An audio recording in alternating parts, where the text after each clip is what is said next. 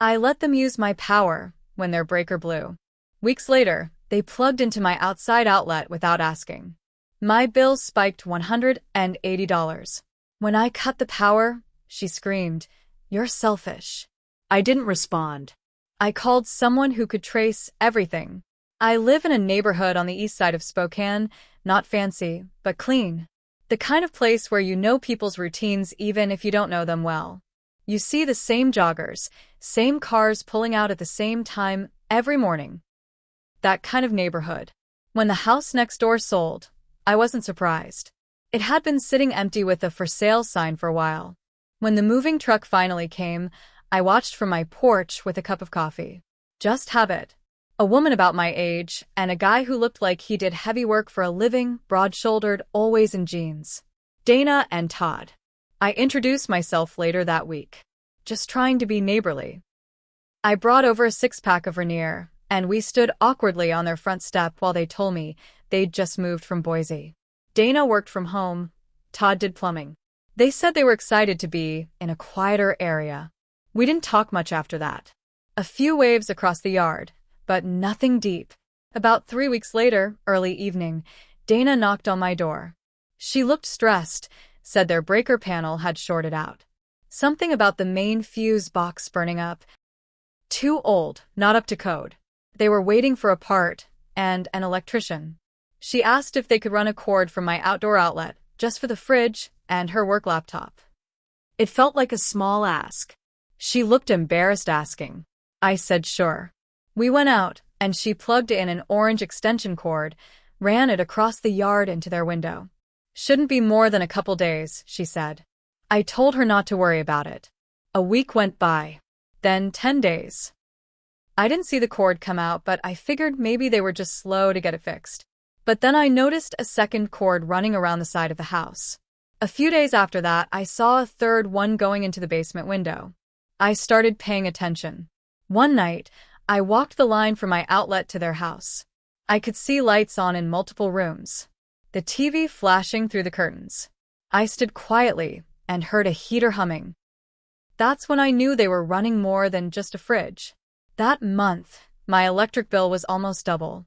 $186 more than usual. I knocked on their door the next day. Dana answered, smiling like everything was fine. "Hey," I said. "I just got my electric bill. It's up almost $200. She shrugged. "Yeah, prices are going nuts lately." "No," I said, holding up the bill. "My bill.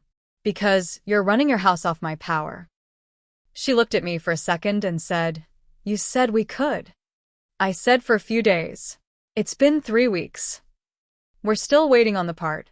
You'd rather we sit in the dark? I told her I wasn't trying to be a jerk, but I couldn't keep paying for their utilities.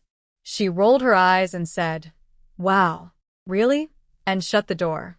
That night, I drove to Home Depot, bought a locking outlet cover. The next morning, I walked outside, unplugged all 3 cords, coiled them neatly, and capped the outlet. Less than an hour later, I heard banging on my door. I opened it, and Dana was fuming. "You're selfish," she yelled. "You knew we were struggling, and you just cut us off?" I didn't say anything. Just closed the door. That night, I called a buddy of mine from high school who works for Vista. Asked if there was a way to measure how much power had gone through that outlet specifically. He said not officially, but he had a friend who did home energy audits and had gear that could help. A few days later, this guy showed up. Brought tools I didn't even know existed, clamp meters, thermal imaging, the works. We walked around both properties. He took photos and showed me heat trails where cords had clearly been pulling high power. Said the draw matched multiple appliances and a heater. I asked if it was enough proof for small claims court. He said it was close. Not exact dollar for dollar, but pretty convincing. So, I typed up a letter. Listed the spike in my bill, included the estimated usage, and added the photos. I stuck the whole thing in their mailbox with a handwritten note. "You owe me $186.42. Pay by the 1st. Next day, Todd taped the letter to my front door with a sticky note. "Good luck collecting." That's when I filed the paperwork with small claims court. And that was just the beginning. Court dates take a while to come up, so in the meantime, things on the street got real uncomfortable. Dana stopped looking at me completely. Todd? He started acting like a 12-year-old. First, it was little things. Garbage from their yard started accidentally ending up in mine. Fast food wrappers, plastic bottles. I'd clean it up and let it go. Then they started parking half on my lawn. Not all the way, just enough to leave tire tracks. I didn't say anything, just took pictures. Kept a folder on my computer. Labeled it Todd and Dana, evidence. One morning, I came out to find their dog had crapped in my flower bed. Still warm. I knew it was theirs. They only let it out off-leash early in the morning. I picked it up with a bag, walked right over, and placed it gently on their porch. Didn't say a word. Just stared at their Ring doorbell. 2 days later, my mailbox got smashed in. I called the cops. Filed a report. No proof it was them, but it was pretty obvious. I had the feeling they were trying to push me into backing down before the court date. Didn't work. When the court date came, Dana didn't show. Todd did, looking like he just came from a job. Work boots, dirty jeans, shirt half tucked. The judge asked if I had evidence. I handed over the power bill, the audit report, the pictures. I even showed a screenshot of Dana's text agreeing they were plugged into my outlet. Todd didn't have much to say. Just kept saying we thought he was okay with it. The judge ruled in my favor. Ordered them to pay me the $186 plus $60 in court costs. I didn't expect them to actually pay. And I was right. 2 weeks went by. Then 4. Nothing. No money. No check. No paleri. So, I filed for a wage garnishment. Turns out, Todd works for a local plumbing company that's on file with the state. It took some paperwork, but eventually the garnishment went through. That's when the real fun started. I came home one day and found my front windows smeared with something, grease, maybe. I couldn't tell. And on my door, scratched into the wood with a key, was the word rat. I filed another police report, gave them the court records, mentioned the ongoing issues. They said they'd keep an eye. It got worse from there. One night I was watching TV when my power flickered and went out. I thought it was a blackout, but when I looked outside, streetlights were still on. So, were the neighbors across the street. I walked around back with a flashlight. Found my main breaker box had been opened. Someone had yanked the handle down. It wasn't locked. That's when I knew this wasn't over. Not by a long shot.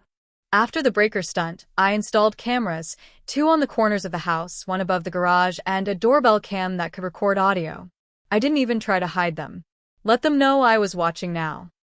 I also added a lock to the breaker box and put up a sign, 24/7 video surveillance. Trespassers will be prosecuted.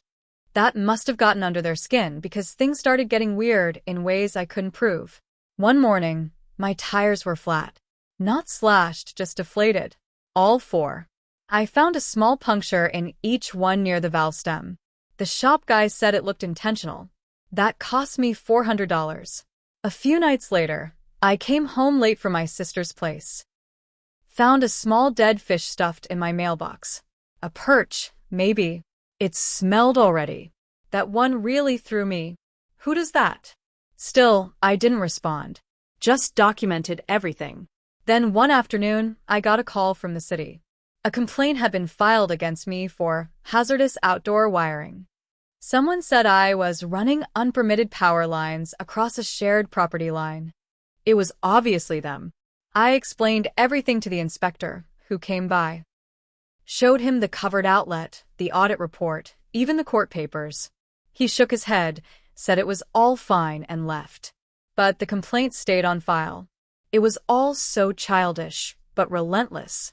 Like they thought if they kept poking me long enough, I'd explode and give them a reason to take it further. Instead, I played it slow. I started digging into property records and found something interesting. There was a tiny strip of land behind both our properties, maybe 2 feet wide, listed as utility easement. Technically, the fence they put up ran over that line and into my side. Not by much, but enough. I filed a formal notice with the city planning office. Then I called in a surveyor. While that was going on, I noticed something strange. Every few nights, around the same time, Their back porch light would flicker. Not go out completely, just a slow pulse. I got curious and pulled my footage.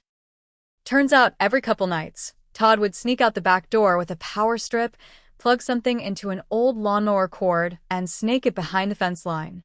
He had found a second, forgotten outlet on the side of my detached garage, one I hadn't used in years. Buried behind a bush. He'd been stealing power again. I felt a quiet kind of rage then. Not the explosive kind. The cold kind. The kind where you know exactly what to do next, and you're going to do it slow. I didn't confront them again. I just shut off the breaker to the garage, sealed the outlet, and left the camera rolling. A few nights later, I watched him come out, plug in, and stand there confused when nothing powered on. He looked around like maybe the world had shifted. But I didn't feel satisfied. I felt tired. I thought about how easy it is to lose your peace when you try to be decent to the wrong people. And how sometimes the cost of kindness is knowing you won't ever do it again.